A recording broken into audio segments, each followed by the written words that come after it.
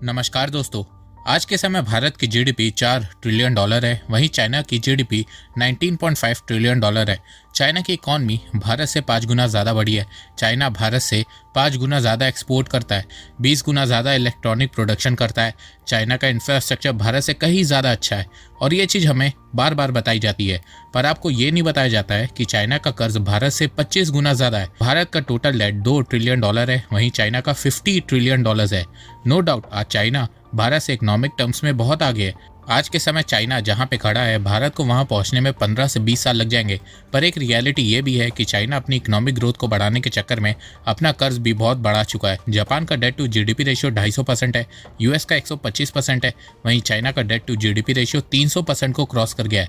अब आप बोलोगे कि चाइना कहता है कि उसका डेट 12.5 ट्रिलियन डॉलर है और डेट टू जीडीपी रेशियो 80% है। तो देखो यही चाइना की खासियत है। चाइना को रियल डेटा छुपाने में महारत हासिल है। चाइना के ऊपर कई बार इल्जाम लग चुका है कि चाइना डेटा मैनिपुलेट करता है। वर्ल्ड बैंक हर साल ईज ऑफ डूइंग रिपोर्ट निकालता था। वर्ल्ड बैंक को चाइना पे कई सालों से शक था कि चाइना गलत डेटा देता है, तो वर्ल्ड बैंक ने 2021 में इसे हाईलाइट किया और ease of doing business report को निकालना बंद कर दिया। अब अगर ऐसी न्यूज़ इंडिया के अगेंस्ट निकलती तो हर जगह हाईलाइट होती, फॉरेन मीडिया इंडिया की धज्जियां उड़ा देता, पर चाइना के अगेंस्ट न्यूज़ आई थी तो ये न्यूज़ दब गई। इसके अलावा चाइना कभी भी रियल अनएम्प्लॉयमेंट, पॉवर्टी, कर्ज का डेटा नहीं देता है। आईएमएफ ने इंडिया को सी ग्रेड में रखा है, तो हमारे देश में कितना बवाल हो रहा है, पर आपको पता नहीं है कि आईएमएफ ने चाइना को भी सी ग्रेड में रखा है। इंडिया को सिर्फ एक सेक्शन में सी ग्रेड दिया है, चाइना को 2 सेक्शन में सी ग्रेड दिया है, नेशन अकाउंट और government sector. China government sector से रिलेटेड रियल डेटा को छुपाता है। मुझे कई बार लगता है कि चाइना की जीडीपी का डेटा भी गलत है। कई इकोनॉमिक एक्सपर्ट कहते हैं कि चाइना की जीडीपी एक्चुअल में 20 से 40% कम है। कई इकोनॉमिक एक्सपर्ट का कहना है कि जिस तरह चाइना के रियल एस्टेट का बबल बस्ट हुआ है, उसी तरह आने वाले समय में चाइना का डेट बबल भी बस्ट होने वाला है। तो फ्यूचर में अगर चाइना का डेट बबल बस्ट हुआ तो उससे चाइना में इकोनॉमिक क्राइसिस आएगी या नहीं, ग्लोबल इकोनॉमी पे क्या इंपैक्ट पड़ेगा और इंडिया चाइना के डेट क्राइसिस से क्या सीख सकता है, आइए जानते हैं। पर उससे पहले आप लोग चैनल को सब्सक्राइब करना बिल्कुल भी मत भूलिएगा। देखो चाइना में गवर्नमेंट अलग तरीके से काम करती है। चाइना में कई सारे प्रोविंस है और वहाँ पे अलग अलग लोकल गवर्नमेंट है, और उन लोकल गवर्नमेंट में से जो अच्छा काम करता है उसे प्रमोशन दिया जाता है और वो डायरेक्ट कम्युनिस्ट पार्टी में आ जाता है।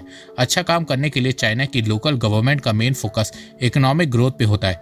अब आप बोलोगे कि ये तो बहुत अच्छा मॉडल है, लोकल गवर्नमेंट के बीच कॉम्पिटिशन होने से इकोनॉमिक ग्रोथ फास्ट होगी, पर देखो इसमें भी एक बहुत बड़ा फ्लॉ है। मान लो चाइना की कम्युनिस्ट पार्टी ने टारगेट सेट किया कि 2025 में चाइना की ग्रोथ रेट 5% होगी, तो लोकल गवर्नमेंट के बीच कंपटीशन शुरू हो जाता है और सभी लोकल गवर्नमेंट कोशिश करती है कि वो 5 से ज़्यादा ग्रोथ रेट 5.5-6% हासिल करे, ताकि वो चाइनीज कम्युनिस्ट पार्टी की नज़र में आ जाए और उन्हें प्रमोशन मिले। तो कंपटीशन के चलते चाइना की लोकल गवर्नमेंट ज़्यादा पैसा अपने प्रोविंस में खर्च करने लगती है। वो न्यू इंफ्रास्ट्रक्चर प्रोजेक्ट लॉन्च करती है ताकि लोगों को कंस्ट्रक्शन जॉब मिल सके। मैन्युफैक्चरिंग बढ़ाने के लिए कंपनीज को इंसेंटिव देती है ताकि ज़्यादा प्रोडक्शन हो सके। पर चाइना में एक लॉ है कि लोकल गवर्नमेंट अपने प्रोविंस के रेवेन्यू का सिर्फ हाफ अमाउंट ही यूज़ कर सकती है। मान लो चाइना के हिनान प्रोविंस का रेवेन्यू $10 बिलियन है, तो वहाँ की लोकल गवर्नमेंट से $5 बिलियन रेवेन्यू यूज़ कर सकती है।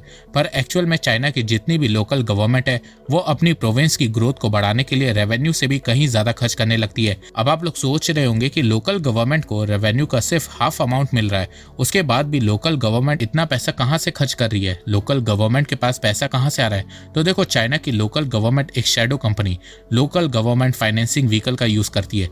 चाइना की लोकल गवर्नमेंट LGFC का यूज़ करके बैंक के पास जाती है और बताती है कि हमारे पास एक लैंड है, यहाँ पे हम airport, mall, smart city, industrial park बनाने वाले हैं, और लैंड के बदले में लोन लेती है। बैंक्स को लगता है कि इससे उन्हें फ़ायदा होगा, जब एरिया में कंस्ट्रक्शन होगी तो उससे प्रॉपर्टी की प्राइस बढ़ेगी, तो वो लोकल गवर्नमेंट की शैडो कंपनी को लोन दे देती है। उसके बाद लोकल कंपनीज को कॉन्ट्रैक्ट मिलता है, डेवलपर इंफ्रा प्रोजेक्ट के आसपास लैंड को बाय करने लगते हैं और फिर कई लोगों को कंस्ट्रक्शन और मैनेजमेंट की जॉब मिलती है और फिर उससे इकोनॉमिक ग्रोथ होने लगती है। और ये चीज़ चाइना की हर लोकल गवर्नमेंट करती है। स्टार्टिंग में ये स्ट्रैटेजी चाइना के लिए बहुत अच्छी साबित हो रही थी। चाइना में प्रॉपर्टी की प्राइस भी बढ़ती जा रही थी, जिसे देख के चाइनीज लोग अपनी इनकम का 70 से 80% रियल एस्टेट में इन्वेस्ट करने लगे। पर पेंडेमिक के बाद यह चीज चाइना को ही बैकफायर कर गई। चाइना में आज के समय ऐसे कई सारे एयरपोर्ट है जो खाली पड़े हैं, कई मॉल्स है जो खाली पड़े हैं, कई रोड है जहाँ कोई आता जाता नहीं है, कई एरियाज में बुलेट ट्रेन चलती है पर वो लॉस में है, और कई सारे टाउन खाली पड़े हैं। चाइना में 10 करोड़ घर खाली पड़े हैं और आज चाइना रियल एस्टेट क्राइसिस को फेस कर रहा है। चाइना में प्रॉपर्टी प्राइस ऑल टाइम लो पे पहुंच गई है, कई कंपनीज बैंकरप्ट हो गई हैं और लाखों लोगों का पैसा फंस चुका है। चाइना की लोकल गवर्नमेंट ने इतना कंस्ट्रक्शन कर दिया जिसकी चाइना को जरूरत ही नहीं थी। बस इकोनॉमिक ग्रोथ के टारगेट को हासिल करने के लिए कंस्ट्रक्शन करते गए। शॉर्ट टर्म में टारगेट अचीव हुआ, पर साथ में चाइना का कर्ज भी तेजी से बढ़ता गया और चाइना का ये भांडा फूटा 2021 में। 2021 में जब चाइना की second largest real estate company Evergrande default हो गई थी, उसके ऊपर $300 बिलियन से ज्यादा का कर्ज था और ये कर्ज चाइना की कम्युनिस्ट पार्टी नहीं चुका रही थी। एवरग्रांडे के बाद भी कई और रियल एस्टेट कंपनीज कोलैप्स कर गई। तो ये सब देखने के बाद बहुत सी ग्लोबल फाइनेंशियल इंस्टीट्यूशन ने चाइना के ऊपर स्टडी करना शुरू किया और पता चला कि चाइना के खुद के ऊपर बहुत बड़ा कर्ज चढ़ चुका है, जिसे चाइना ने पूरी दुनिया से छुपाया हुआ है। चाइना की डेट की बात करें तो चाइनीज गवर्नमेंट के ऑफिशियल फिगर के हिसाब से चाइना का टोटल डेट $12.5 ट्रिलियन है, जो उसकी जीडीपी का 80% है। पर बहुत से फाइनेंशियल इंस्टीट्यूशन का मानना है कि चाइनीज गवर्नमेंट का दिया हुआ डेटा गलत है। एक्चुअल में चाइना का डेट बहुत ज्यादा है। Standard and poor global rating agency के हिसाब से चाइना का टोटल डेट के अलावा चाइना के ऊपर $5.8 ट्रिलियन का एडिशनल डेट है। गोल्डमैन सैच ने बताया कि चाइना की कम्युनिस्ट पार्टी ने $8.2 ट्रिलियन का कर्ज को छुपाया है, जो चाइना की जीडीपी का 53% है। Investment bank Goldman Sachs has uncovered another ticking time bomb in the Chinese economy. It is not a private company, it is the Chinese government itself. It's the biggest problem. Local governments in China owe more than $8 trillion. You heard that right. I will repeat that figure. $8 trillion.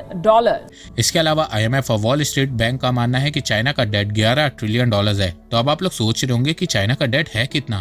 तो देखो, China में कर्ज mainly 3 लोग लेते हैं। पहला corporate, दूसरा local government, तीसरा हाउस होल्ड। और इन तीनों के कर्ज को मिलाया जाए तो चाइना का टोटल डेट $50 ट्रिलियन है। इसमें से हाउस होल्ड का शेयर 63.5% है, कॉर्पोरेट का 168.4% और गवर्नमेंट का शेयर 55.9% है। ये data national institute for financing and development का है, जो चाइना के डेट को मॉनिटर करती है।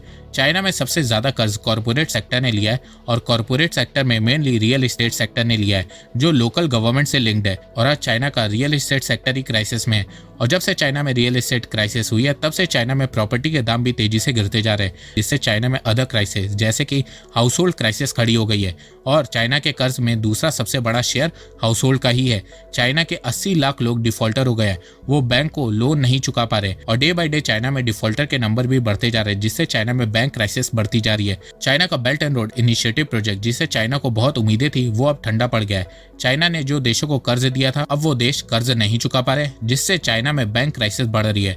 तो चाइना का कॉर्पोरेट का पैसा डूब गया है, हाउस होल्ड वाले पैसे नहीं चुका रहे और चाइनीज गवर्नमेंट ने जो दूसरे देशों को कर्ज दिया था, वो भी वापस नहीं आ रहा है। अब इसके चलते चाइना में डेट बबल बनता जा रहा है और इसका इम्पैक्ट चाइना की ग्रोथ पे भी देखना शुरू हो गया है। चाइना पहले की तरह एग्रेसिवली इंफ्रा प्रोजेक्ट पे इन्वेस्ट नहीं कर पा रहा है। इसके अलावा चाइना से मैन्युफैक्चरिंग दूसरे देशों में शिफ्ट हो रही है।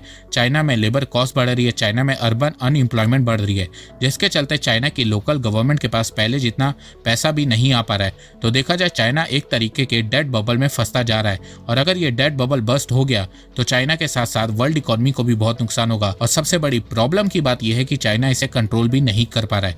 अब कुछ लोग बोलेंगे कि सिर्फ चाइना की बात क्यों कर रहे हो, इंडिया की बात भी कर लो। तो चलो इंडिया की बात भी कर लेते हैं। इंडिया का टोटल डेट इस समय $2.1 ट्रिलियन है, वहीं external debt 61 lakh crore $736 billion है। भारत का ज्यादातर कर्ज इंटरनल है और एक्सटर्नल डेट में भी सबसे ज्यादा debt non financial corporate $261 billion, फिर बैंक्स जिसमें आरबीआई को छोड़ दे तो $202 बिलियन, फिर गवर्नमेंट सेंटर और स्टेट को मिला दे तो $168.4 बिलियन। तो इस डेटा से एक बात पता चलती है कि भारत में ज्यादा लोन गवर्नमेंट ने नहीं लिया है, मतलब सोवरेन डेट क्राइसिस जैसी सीन का चांस भारत में बहुत कम है। इसके अलावा भारत का long term external debt $601 billion है और शॉर्ट टर्म $134.4 बिलियन है। तो अच्छी बात यह है कि मेजॉरिटी ऑफ लोन भारत का लॉन्ग टर्म में है, मतलब रीपेमेंट का इमीडिएट प्रेशर भी भारत को नहीं है। अब आप लोग जानना चाहेंगे कि भारत का कर्ज बढ़ क्यों रहा है। तो देखो, भारत एक उभरती हुई अर्थव्यवस्था है। भारत के खर्चे इस समय बहुत ज्यादा है और कमाई कम है। तो डेवलपमेंट के लिए, अर्थव्यवस्था को मजबूत करने के लिए, लोगों को पॉवर्टी से निकालने के लिए, इंफ्रास्ट्रक्चर को स्ट्रॉन्ग करने के लिए और भी तमाम चीजों के लिए भारत को पैसे चाहिए। तो इन कारणों की वजह से भारत कर्ज लेता है। कर्ज लेने से आप लोग ये मत समझ लेना कि भारत IMF से पैसे मांगता है। भारत पाकिस्तान नहीं है। भारत सरकार वर्ल्ड बैंक IMF से उधार नहीं लेती है। भारत की इकोनॉमी अच्छी खासी स्ट्रांग है, तो उसका फायदा उठा के भारत सरकार आने वाले 5 से 40 सालों के लिए बॉन्ड इशू करती है और बॉन्ड के जरिए से पैसा बोरो करती है। इसके अलावा इंडिया के लिए अच्छी बात यह है कि इंडिया की क्रेडिट रेटिंग भी इंप्रूव हो रही है, जिससे फ्यूचर में इंडिया कम इंटरेस्ट रेट पे उधार ले सकेगा। इसके अलावा इस समय इंडियन इकोनॉमी भी 7 से 8% से ग्रो कर रही है, तो इससे भारत की जीडीपी तेजी से बढ़ रही है, जिससे डेट टू जीडीपी वाला रेशियो ऑटोमेटिकली फ्यूचर में मैनेजेबल रहेगा। पर देखो, चाइना के बढ़ते कर्ज से हम एक लेसन ये भी सीख सकते हैं कि जिस तरह इस समय चाइना के जो प्रोविंस हैं वहाँ की लोकल गवर्नमेंट पे कर्ज बढ़ता जा रहा है, उसी तरह भारत के कई स्टेट है जहाँ पे कर्ज बढ़ता जा रहा है। तो भारत को इसे कंट्रोल में रखना होगा। भारत की राज्य सरकारों को कर्ज लेने से ज्यादा कमाई पे ध्यान देना होगा, वरना फ्यूचर में हमारा हाल भी चाइना जैसा हो जाएगा। तो दोस्तों, आपको ये वीडियो कैसा लगा? आप अपनी राय मुझे कॉमेंट सेक्शन में बताइए। तब तक के लिए बस इतना ही। धन्यवाद। जय हिंद, जय भारत।